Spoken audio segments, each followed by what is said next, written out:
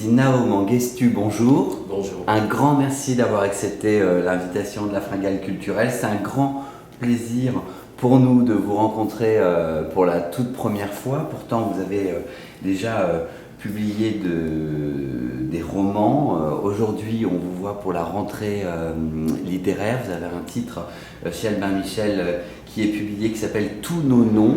Dans quel état d'esprit vous vous trouvez parce que ce livre va être publié en France? C'est toujours un grand plaisir. C'est la troisième fois que c'est mon troisième livre, la troisième fois que c'était traduit en français. Ouais. Et chaque fois, c'était vraiment un plaisir d'être traduit en France parce qu'il y a vraiment une culture de lecture, de littérature ici pour un écrivain américain. Je me souviens très bien la première fois quand j'étais en France pour mon livre, je dis bon, c'est pas possible, il y a toujours des gens qui ont envie de lire, qui ont envie de faire de l'espace pour la littérature, et c'est pas forcément la même chose partout dans le monde, dans les États-Unis aussi, et en France, c'est toujours un plaisir. Oui, c'est ce qu'on nous dit très souvent, qu'il y a une grande passion de la littérature chez nous. Oui, c'est sûr. Oui, nous, on a le plaisir, mais peut-être aussi on n'a pas le même espace dans la vie quotidienne, on n'a pas le même espace dans le journal, dans la télé. Ouais. Et maintenant, on lit très discrètement, on n'a pas beaucoup de livres qui existent, spécialement forcément à New York. On aime beaucoup la littérature, c'est sûr, dans les États-Unis, mais en même temps, on n'a pas gardé de place pour ça dans la vie. Alors, aujourd'hui, ce livre, Tous nos noms, raconte l'histoire d'un jeune homme qui s'appelle Isaac. C'est un jeune Africain. Il est venu aux États-Unis dans le cadre d'un programme d'échange universitaire. Peux-tu nous parler de ce personnage? Oui, c'est un personnage, j'imagine, un peu complexe. Isaac, ce n'était pas son vrai nom, mais en même temps, il apprend ce nom parce que ça arrive comme ça. Bon, tu es obligé de lire si tu as envie de comprendre pourquoi il s'appelle Isaac. Mais en même temps, il passe entre les deux mondes. Il était né en Éthiopie, mais il a passé pas mal de temps en Uganda dans les années 70. Et après cette période, il a envie d'être un étudiant, mais finalement ça ne se passe pas très bien pour lui. Et après ça, il est arrivé dans les États-Unis pour trouver une nouvelle vie. Ce n'était pas parce qu'il a forcément envie d'être en Amérique, c'est juste parce qu'après la guerre en Uganda, il était forcé de partir. Oui, il a effectivement pas du tout eu le choix, on le comprend bien. C'est ça. Ce livre, alors effectivement, le personnage est aux États-Unis, mais son cœur n'est pas aux États-Unis. Non, pas du tout. Quand il arrive, j'imagine qu'il était comme plein des autres immigrants. On quitte notre pays, pas parce qu'on a envie de changer la vie, c'est juste parce qu'on était vraiment dans le pas le choix. Et on arrive avec toutes les histoires derrière de nous, on porte ça dans notre nouveau pays. Et pour lui, je pense quand il était là, quand il arrive dans les États-Unis, il était déjà perdu. Il est là, mais en même temps, il n'était pas forcément là. Il est toujours, sa tête, sa corps, ça reste toujours en Afrique. Alors ça, c'est ce que vous racontez dans le livre, hein, on le sent très bien. Effectivement, c'est très difficile de se faire une place, puisqu'on a déjà toute son histoire, c'est des traumatismes qu'on a en soi. Et en plus, on doit se faire une place dans un pays où, pour le coup, on n'est pas attendu. Oui, exactement. Et aussi, ça se passe dans les États-Unis dans les années 70. Et on n'était pas complètement fini avec notre histoire de racisme, de discrimination. Mais il arrive dans une petite ville dans le centre des États-Unis, ça s'appelle Laurel. Et c'est une petite ville, mais ce n'est pas une ville qui s'est forcément ouverte pour les nouveaux gens comme lui. Il arrive, il a trouvé une femme blanche, et entre les deux, ils ont une histoire un peu dure.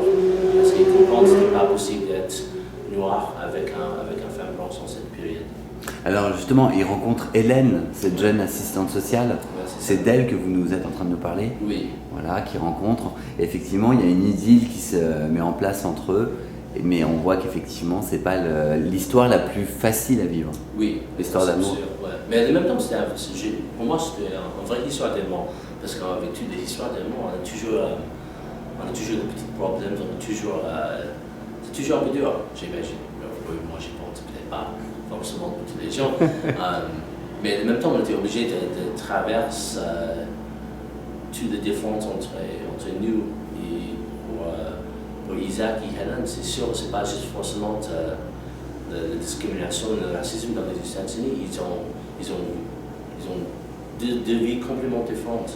Isaac était né en Éthiopie, il passe sa jeunesse en Uganda. Helen, c'était une femme née dans cette petite ville dans les États-Unis. Elle était là avec sa mère, avec son boulot. Elle n'est jamais sortie de cette petite ville. Il n'a aucune idée de ce qui se passe pour un mec comme ça, qu'est-ce qui se passe pour un immigrant d'ici. Elle ne comprend pas du tout. C'est le choc de deux vies totalement différentes. Oui, exactement. Comment est née cette histoire dans votre tête?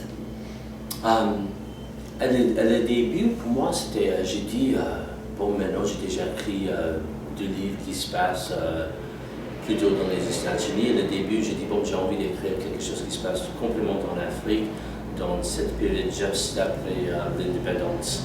Et c'est parce que c'était un moment magnifique.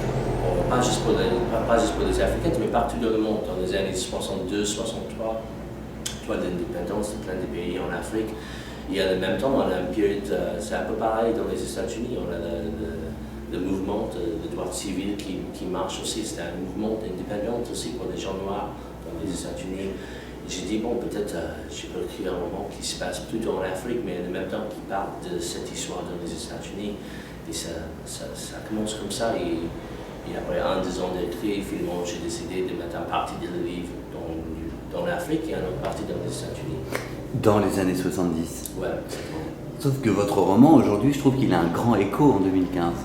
Oui, c'est sûr, j'espère, parce que tu sais, quand j'écris toujours cette histoire, c'est parce que moi, j'ai envie d'écrire des choses qui se passent maintenant, mais on a en fait avec un coup d'œil derrière de nous. C'est ça, le fait de raconter dans les années 70, c'est nous faire prendre conscience que les choses, bon, elles se sont même faites avant, mais qui reste toujours un peu pareil maintenant. Mais que ce qui se passe aujourd'hui est lié à ce que vous racontez dans les années 70. Oui, c'est complètement ça, c'est tout à fait. Parce que aussi avec Isaac et Helen, on reste toujours avec ce problème dans les États-Unis. Quand j'ai commencé à écrire ça, c'était plutôt aussi, en même temps j'étais en train de penser de l'histoire d'immigration nouveau dans les États-Unis. J'ai dit, bon, ce problème, ça continue toujours avec nous. Et en même temps, j'ai envie aussi de dire, pour l'histoire de l'Afrique, ce n'est pas juste l'histoire de guerre, de politique, de violence aussi. On a un moment dans les années 60, on a pensé de la littérature, on a pensé de bon, on est libre maintenant, on peut faire quelque chose, on n'était pas obligé de rester toujours avec ces problèmes de politique, on a une autre partie.